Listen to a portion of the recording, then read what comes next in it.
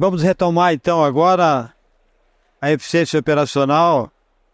Você já está aqui. O Ederson é o nosso diretor do Comitê de Eficiência Operacional. Quero agradecer aí todo o trabalho que você vem te desenvolvendo. E vou chamar também aqui o Romualdo para estar com a gente aqui, Romualdo.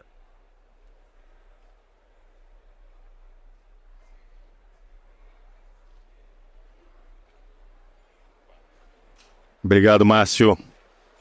Bom dia, pessoal. Tudo bem? Como vai?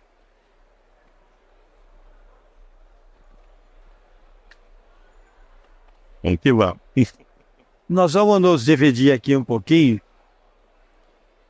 porque a gente gostaria aqui realmente de abordar aqui com maior profundidade todos os números que nós estamos trazendo aqui.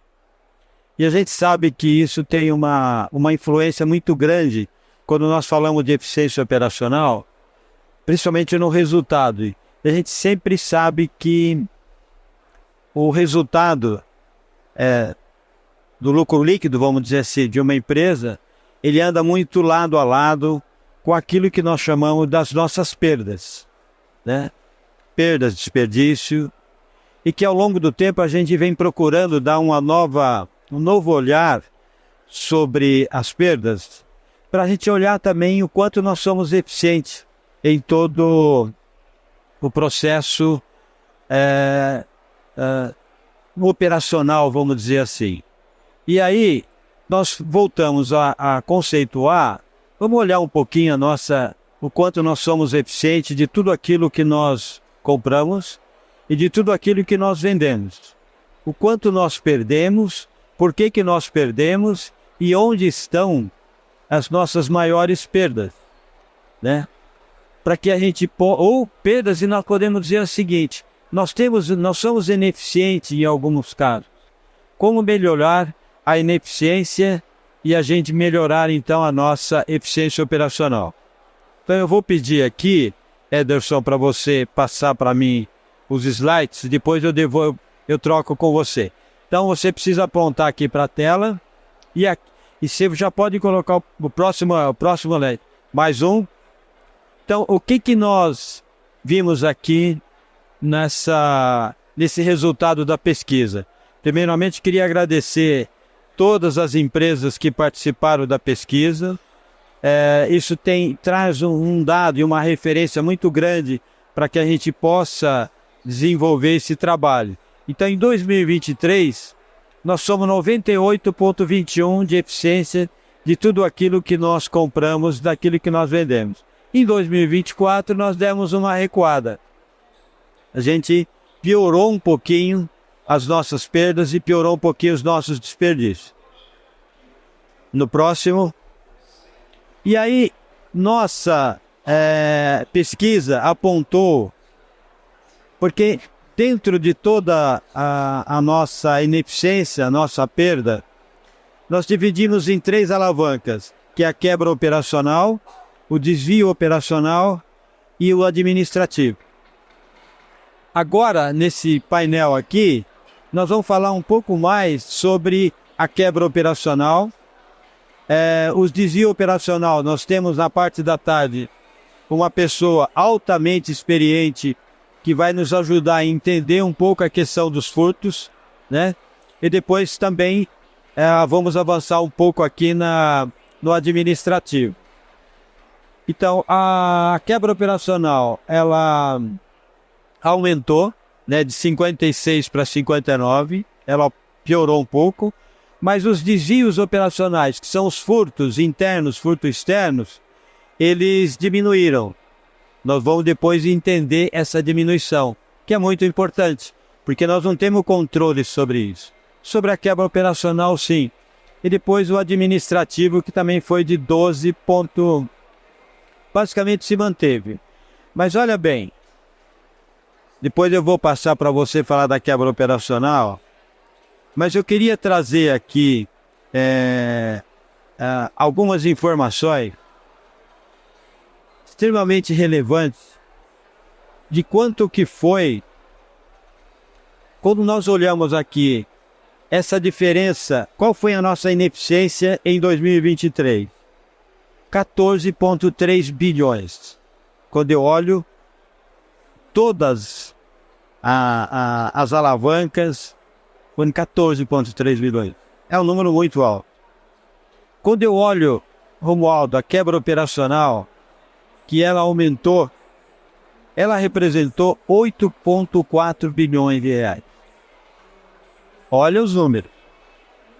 Quando eu vou para o desvio operacional, os furtos caiu, verdade, representa 4 bilhões de reais. Olhem os números. E o administrativo, que eu diria assim, é algo que muitas vezes acaba se corrigindo, ele foi 1,9 bilhões de reais. Então esses números são altamente preocupantes. E hoje aqui nós queremos avançar um pouquinho nas soluções, né? Mas quando eu faço, só vou descer um dado só. Quando eu olho o prazo de validade, quer dizer, dentro de todos esses valores que nós apresentamos aqui, o prazo de validade representou tudo aquilo que venceu dentro dos supermercados durante o ano 2023, foram 3,3 bilhões. Isso cresceu 300 milhões de reais quando a gente compara com o ano anterior. E para finalizar a minha parte aqui, Romualdo, eu vou trazer aqui quanto que o setor supermercadista doou em tonelagem e em valores no ano de 2023. Em 2022, nós doamos 120 mil toneladas. Em 2023, nós doamos 118 mil toneladas. Caiu, é verdade. Quanto que representou os valores dessas 118 mil toneladas? Isso representou o seguinte: os supermercados do Brasil, todos os canais em valores, foi 2,9 bilhões de reais que foram doados. E teve uma coisa assim, quando eu olho aqui, por que o prazo de validade, você vai falar daqui a pouco, melhorou? Porque nós também conseguimos medir aquilo que nós chamamos de venda social. Venda social é a venda que o supermercado faz quando o produto está próximo ao prazo de validade. Isso representou 1,2 bilhões de reais. Então esses são os grandes números, depois a gente vai, em outro momento, detalhar um pouco mais isso. Aí eu passo para você, Ederson, para você tratar aí sobre a sua alavanca aí agora. Vai lá. Maravilha, tá me ouvindo, pessoal? Maravilha então. Bom, mas quando a gente vê uma pequena diferença de 92,21 para 98,13, considerando a dinâmica do varejo, não dá nem para dizer que nós fomos mal, né? Eu acho que fomos muito bem. Com vários problemas que nós tivemos aí no decorrer do ano, sabemos que muitas outras situações poderiam ter crescido se não fosse uma eficiência operacional do departamento. Mas eu quero focar, Romualdo, na quebra operacional, e eu vou deixar os desvios com você e o administrativo. Eu até quero passar mais para essa tela, que aí a gente consegue ver, Márcio, na prática, o que o Márcio estava colocando, onde que nós tivemos uma melhora e onde nós não tivemos uma melhora significativa, porém, algumas ações que nós falamos lá atrás, que seria iniciativa da própria eficiência operacional, que isso realmente traríamos resultado e realmente se espelhou aqui nos fatos, né, Márcio? Então, quando nós olhamos, por exemplo, prazo de validade, né? Prazo de validade, nós sabemos que hoje isso é um calcanhar de Aquiles do varejo, né? Algo que realmente, se a gente não trabalhar muito bem, como a gente fala, é a perda, né? É igual unha, se você realmente não corta, ela só tende a crescer, né? Então, quando a gente traz esse número, a gente percebe mais, conforme você falou, que nós fomos eficientes no prazo de validade. Não fomos eficientes somente porque nós falamos na pesquisa, porque realmente nós também trouxemos, e o varejo vem trabalhando muito bem nisso, né, Márcio? Que é buscar alternativas dentro do setor varejista para que realmente a gente consigamos ser melhor a cada dia. Quando a gente fala em produtos avariados, então a gente percebemos também que tivemos ali quase um empate técnico. Aí depois eu quero falar um pouquinho mais da validade. Impróprios para consumo, tivemos ali um crescimento também, que nós vamos falar um pouquinho mais quando chegar lá. Danos em equipamentos, tivemos um crescimento caímos, na verdade, fomos melhor 2%, até conversando com a Mônica, que isso, né, a Mônica, isso cai na alavanca da Mônica, que ela cuida das quebras operacionais, e a Mônica dizendo para nós o seguinte: Ederson, por que isso caiu? Porque o varejista está ficando mais eficiente, deixa de trabalhar com freezer com porta aberta, trabalhando com freezer fechado, então acaba ganhando eficiência, e com isso realmente a gente acaba melhorando nossos equipamentos, e com isso também a nossa perda, ela tende a ficar melhor. Outros, e outro número que nós trouxemos também, né, Márcio, que era, ver se está conseguindo passar lá, que é a degustação, não foi? Foi. E a degustação também, por parte de cliente, nós conseguimos ser mais eficiente. Contudo, como disse o Márcio, o que nós estamos fazendo? Melhorando a comunicação visual, são aquelas plaquinhas nos corredores, a fiscalização mais intensiva da equipe na área de venda. E o cliente também, eu acho que com o tempo, a gente percebe também que está mudando a educação do nosso cliente. Então, ele reduz a degustação, hoje ele fica com um pouco de vergonha de abrir uma embalagem dentro do varejo e consumir.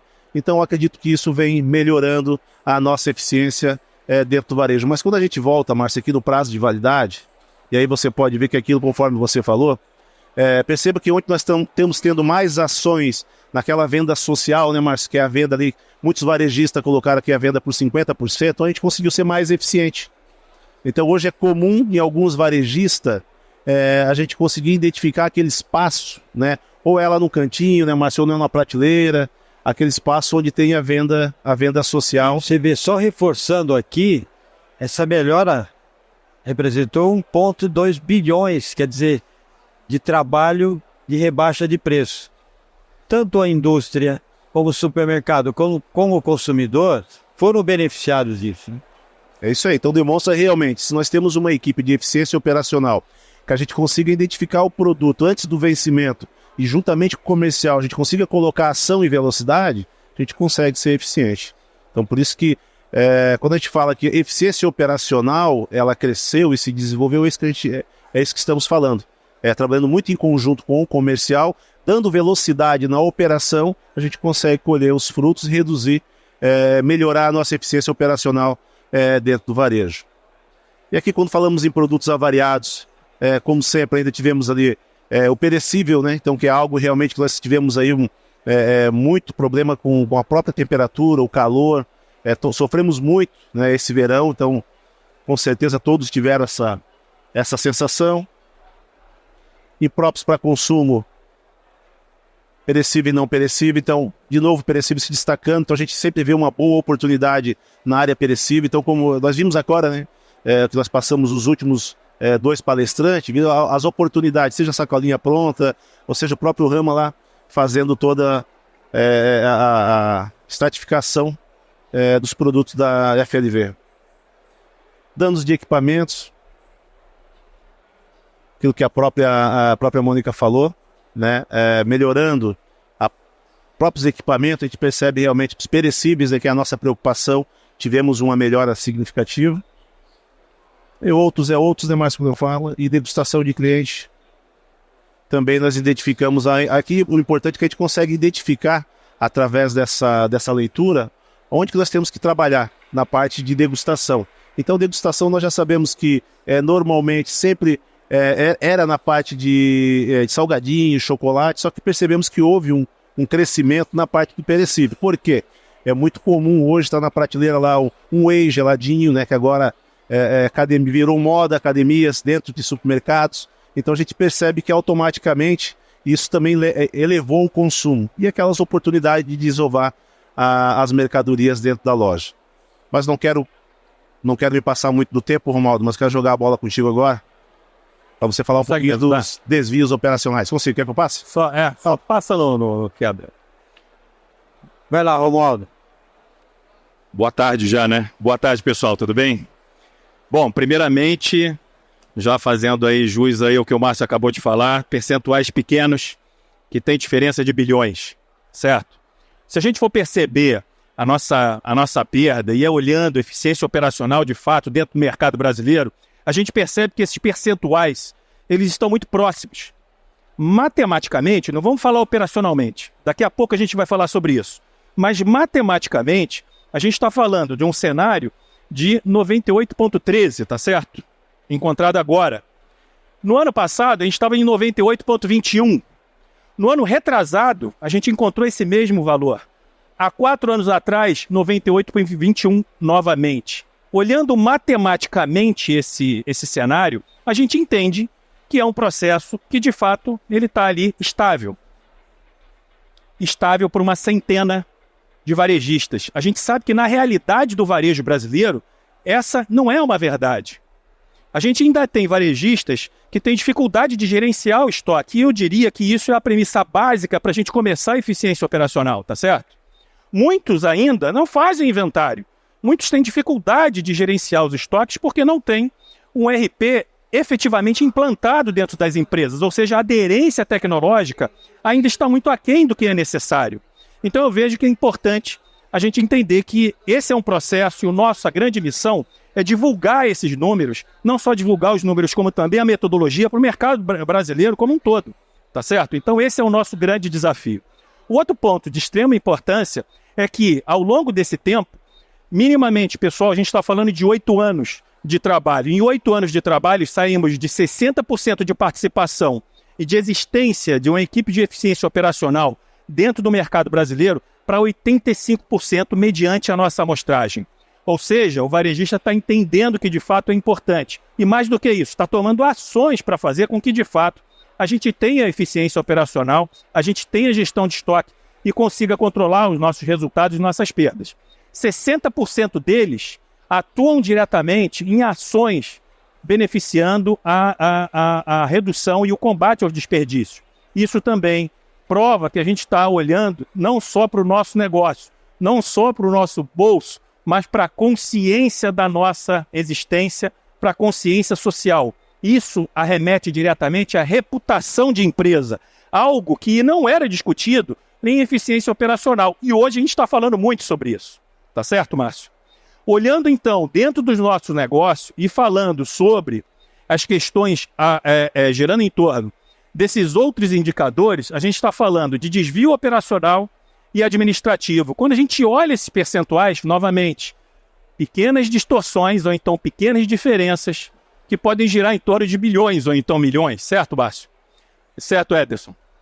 Mas dentro disso a gente percebe que dentro dos erros administrativos a gente tem uma linearidade. A gente está falando de uma variância de 12% para 13%. E eu vejo que o mais significativo e o mais relevante dentro desse processo foi exatamente a questão dos desvios relacionados, tá, à parte de furtos, tanto externos como internos, e a parte de fornecedores. O que a gente percebe dentro desses 3 indicadores, e quando a gente olha para dentro do nosso negócio, todos os processos que nós implementamos com o apoio tecnológico, com o apoio de tecnologia de fato preventiva, né, fez com que a gente tivesse uma redução desse nosso furto externo. Certo, Ederson? A redução disso ela se deu muito em função de implementação de processos, otimização tecnológica. Né? Muitas vezes eu costumava dizer que a gente estava dirigindo uma Ferrari, certo? Com um sol de 40 graus, com o vidro aberto, porque a gente não sabia que tinha ar-condicionado. Hoje a gente sabe. A gente aprendeu a aprender sistema, aprendeu a aprender ERP, aprendeu a aprender processos, tá certo? Então implementamos esses processos e conseguimos, então, controlar esses furtos que aconteciam externos. E o que a gente vê? Talvez por um movimento econômico, talvez por uma dificuldade econômica, talvez, e eu diria que isso está muito associado também à questão da desvalorização do trabalho, né? A gente estava comentando isso, né, Mônica, agora há pouco tempo atrás. As pessoas não estão dando tanta relevância no nosso trabalho, no emprego que tem, e acabam promovendo alguns desvios. Pode ser financeiramente, pode ser economicamente, pode ser a geração YZ, tá certo? Mas a grande verdade é que houve, de fato, um aumento dos furtos internos, tá? Esses associados, tá? E aí, pelo amor de Deus, gente, não estamos falando de um pequeno percentual de participação, levando em consideração toda a amostragem, todo o grupo que a gente tem, não é isso, Ederson? Só que dentro disso a gente percebeu uma evolução significativa disso, tanto na frente de caixa, como na operação, como em operadores que estavam intimamente ligados à nossa mercadoria, ao nosso produto. Lembrando que produto é a conta mais cara, o produto de compra para revenda é a conta mais cara nossa dentro do nosso negócio. Isso daí varia de 70% a 76% do nosso negócio, certo? Então, dentro desse contexto, a gente percebeu isso muito grande. E qual a solução que a turma tenha adotado e o que eu vejo, de fato, de grande incentivo e força que deve ser adotada para que a gente consiga controlar esses furtos internos? Primeiro, a gente tem que trazer mais valor para o trabalho para as pessoas. Realmente está difícil e está desafiador a gente trabalhar com a mão de obra que tem. No nosso passado, né, Sampaio? A gente virava a noite trabalhando e vamos que vamos, e tá certo, e as coisas acontecem. Hoje a gente tem dificuldade. Por outro lado, a gente tem uma consciência também de saúde, uma consciência de vida que é importante e deve ser levada em consideração. Aliás, estamos começando a ver isso, levando em consideração isso agora, né, Sampaio? Então, dentro desse contexto, é importante a gente promover um trabalho, né, de conscientização, promover um trabalho interno de conscientização de pessoas, não só sobre o valor que existe dentro da parte de gestão de estoque ou qual a importância dele para a gente, mas sim qual o valor do trabalho para a pessoa, tá certo? Outra questão é o uso de tecnologia e a implementação de processos. Já acabei meu tempo, não é isso, Márcio? Mas aqui, assim, que é interessante, que a gente... Sabe por que é interessante? Porque a gente termina um e começa outro. Então, eu acho que... E outra coisa, nós temos mais vários momentos à tarde aqui para a gente ir complementando as informações. Sim. Mas eu gostaria agora de agradecer o Ederson, agradecer você, Romualdo. A gente volta daqui a pouco de novo.